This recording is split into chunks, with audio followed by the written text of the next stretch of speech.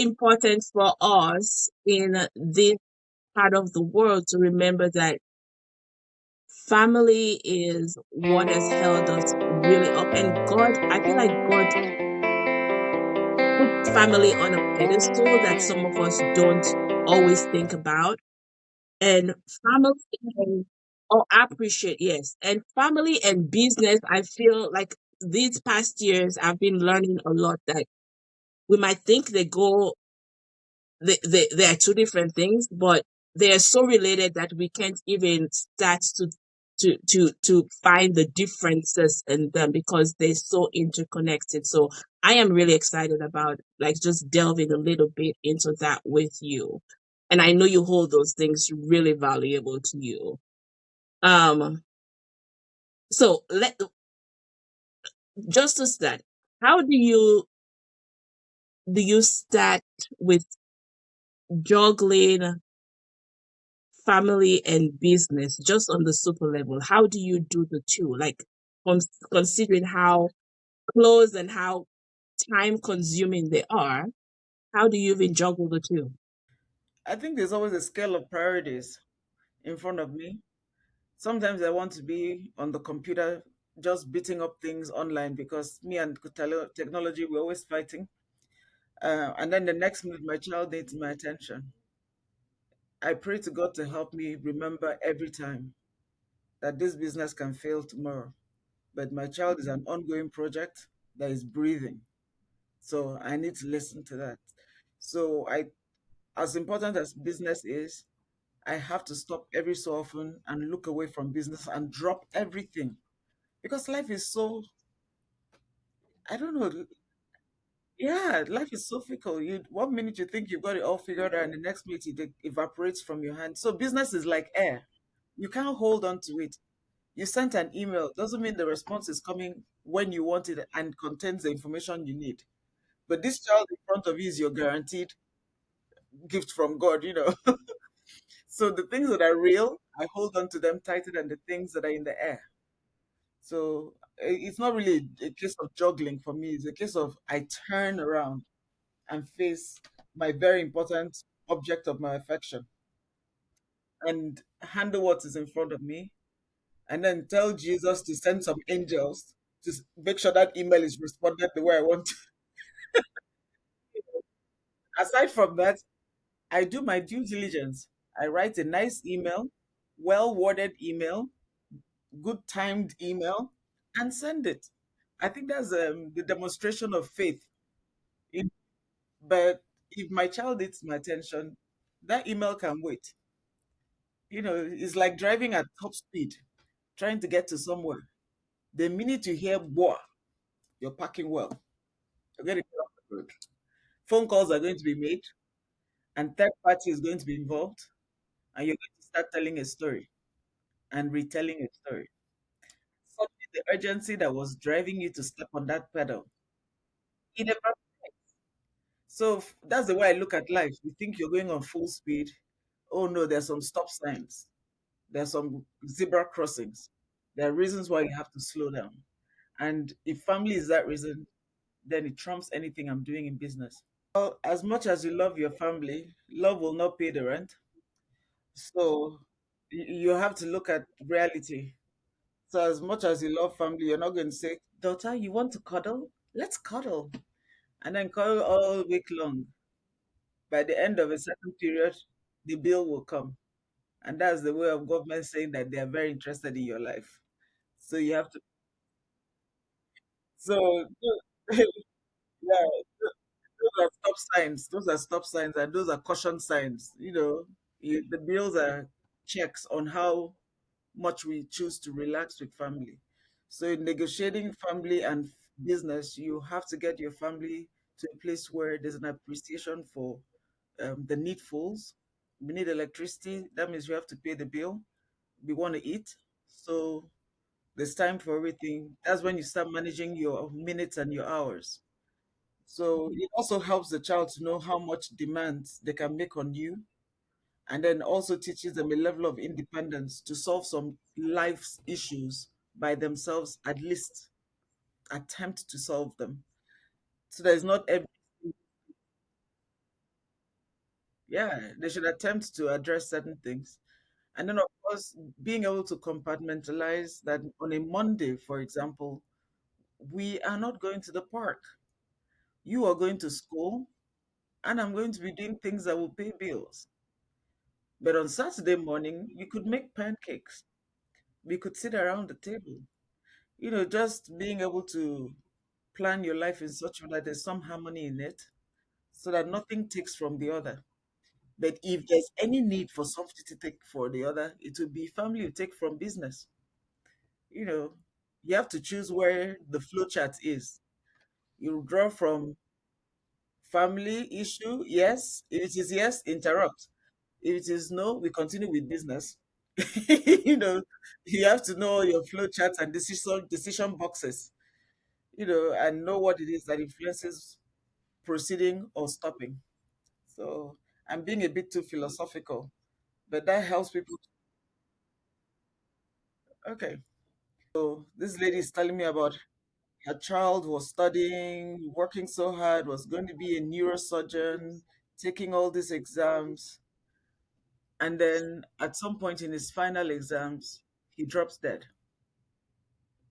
And then I asked myself, all those sleepless nights, all those hours of studying, all the sacrifices that young man made, and he passes out before he even takes the final exam. And then I'm wondering, how is this woman reconciling the priorities of her life? Those are some things that make you stop and think. What's all the hustle about? I'm going to sell 5 naira, $5 more. I'm going to sell 10 more boxes of Moi Moi Joy. Will these 10 boxes justify the time I'm losing in doing something else that is more priceless? Life is funny, honestly.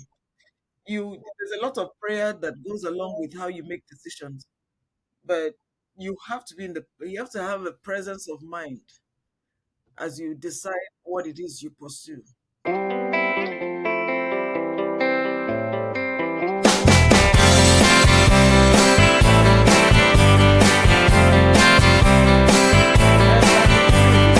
dream. Lafricana is a dream. The L stands for Lucy. Lucy's Africana, which means I'm not going to cook that food exactly how you know it. I'll cook it how Lucy likes it and share it with the world. So that's Lucy's advent into sharing Africa with the world. I'm in a mixed race relationship, so I'm constantly advocating for Africa. Culinarily, advocating for Africa through your taste buds. I think the basis for La Africana is that people eat. Everybody eats. We choose what we eat. Sometimes what we eat chooses us. Like I have finished eating lunch and then someone fries plantain. Believe it or not, I'm eating plantain because that plantain is calling my name. So that's why I thought food would be the best way to share my culture. So that's why I went into packaging African food, cooking African food for anybody and everybody. So La Africana is inspired by the desire to share. That's how I started La Africana. So for the first, let's say 20 years of my active work in the nonprofit sector, I've been working with women and girls. And I started the biggest mentoring program in Nigeria. Now everybody's into mentoring, but I put that thing on the map.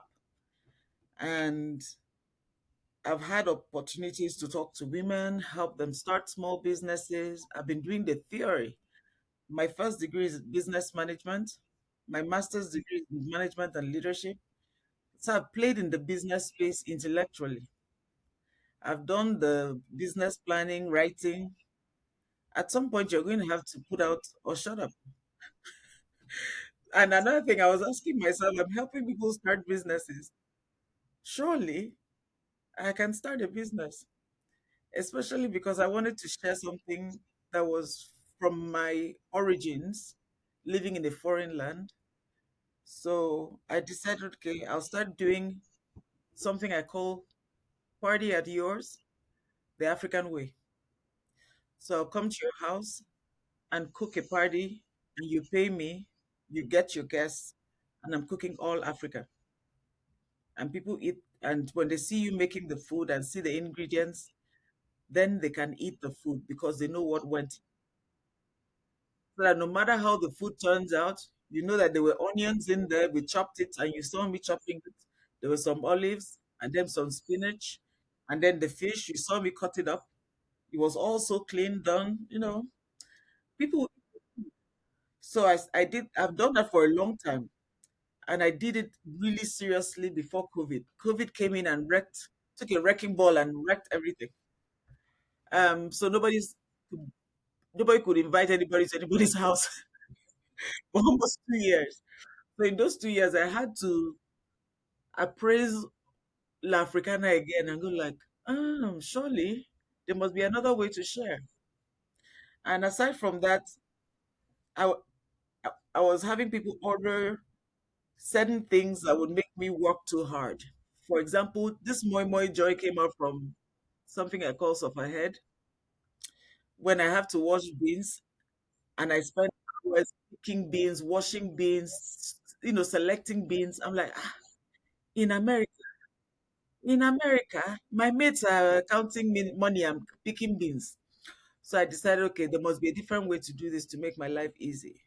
So initially, I did this just to reduce work for myself. I wasn't looking at packaging it.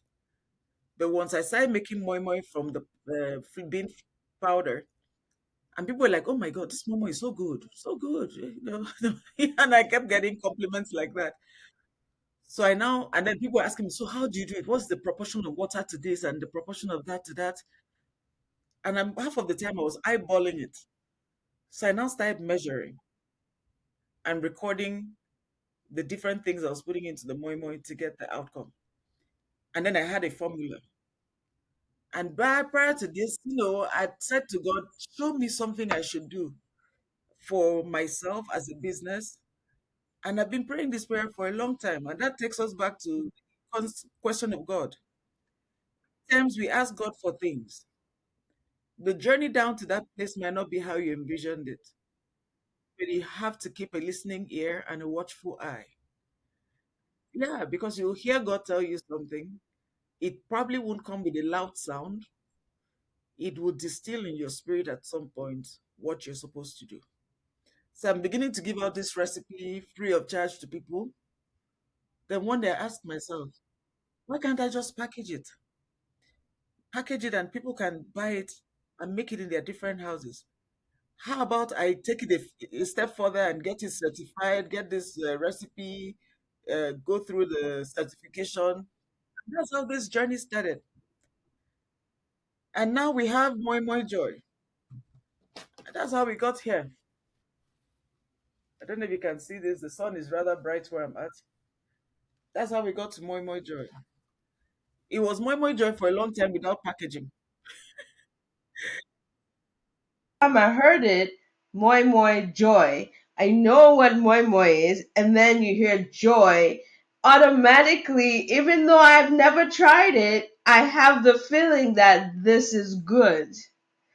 So it even comes in with the packaging, right? Just when you hear that, moi moi joy. You can find Moi Moi Joy on Amazon. It can be done internationally by the end of next month. We have a distributor in Nigeria, so we are making it happen in Nigeria at the very least. If it happens in Nigeria, it can travel to Ghana. Yeah. But right now, it's available here in the US. If you're ordering from Canada, you have to order from our website. But if you're in the US, you order on Amazon or you order on Etsy. So those are the two places you can get it off of the internet. Otherwise, you go to our website and buy it, and we'll ship it to wherever you are at.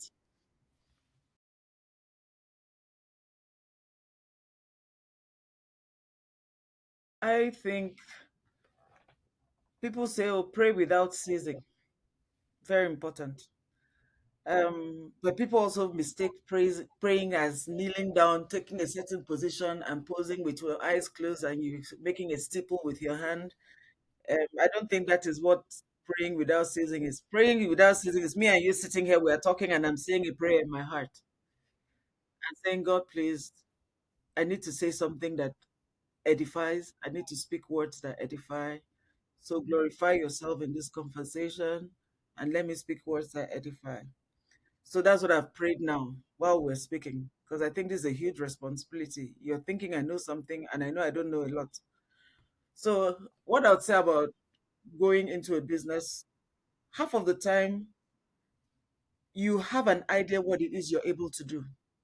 If you're listening to yourself and watching your life as it unfolds, you kind of know the things that you're good at. If you're trained in a certain sector like IT, you know what is trending. And then you say a prayer and line it up with that knowledge. Even the Bible says, come to me with your strong reasons. That's what God says. He says, produce your cause, bring forth your strong reason. Yes, and then yeah, you have to be able to put those things down and say, okay, this is why I can do this, and this is how I can do this. And then you ask God, which one should I do? Often I've told this to Fumi before. You keep praying, God, I want to win the lottery. Lord, may I win the lottery. If you listen very well, you hear the Holy Spirit telling you, buy a lottery ticket. That's the first step. You have to buy the ticket. Otherwise, how are you winning? Okay. That is why you have to write certain things down or think certain things through, because the Bible says, know you not that ye are gods? We have the Spirit of God dwelling inside us, which means we have the ministration of where we should go already inside us. Because there's so much going on and the world is distracting you, you need to have a place where you can hear what God is saying to you. And some of those ways are leaning on what God has led you through. It's never far away from what God has led you through. To check it out. People think things happen to us by mistake. I've had things happen in my life that I hated when it was happening. And sometimes I still get teary eyed when I remember when it was happening. But to God be the glory that it happened. Now I can say that, you know, when after it has happened, you look back, 2020 vision, you can see it very well. But when it's happening in a minute, you might not be able to figure it out. So I'll say to people, assess where you're at and where you came from. What knowledge have you gathered? What environment has God put you in? Sometimes it has nothing to do with what it is you learned in school. It might be something you heard somebody say. Like the mentoring program that I took global, I went to I want to call it a sit down and talk women's meeting. And this lady is telling a story about one incident of something that happened to her. And I had a wave. I said, we could do this once every month and make sure that every young girl who so desires has an opportunity to talk to an older woman in a safe space. This woman doesn't have to know her, which makes it even safer because they don't know who your family is. Out of that conversation, we have medical doctors who had third class. There's a girl who made a third class in the course that she studied. And she, okay, her story is she told her family she wants to be a doctor. And they all laughed. They're like, we have third class. You want to be a doctor? There's no correlation. But she said this to a total stranger during one of those mentoring walks. And the lady told her, okay, number one, this is what you have to do. Number two, you do this. Number three, you do this. By number four, you're on your way to becoming a doctor. She did not judge her for all her failures. Just told her, one, two, three, four, you're on your way to being a doctor. Right now, she's a doctor. She lives in the US. She's not just a small fry doctor, she's a high placed medical practitioner. But if you want to hear the story, I think her family is going to be in shock because they would have judged her for her failures. So I hope that is for somebody listening. You might not seem like the right candidate for whatever it is you're dreaming about. Don't let that define you. But thank you so much. I actually am looking forward to purchasing, and I'm gonna make a video as I prepare it.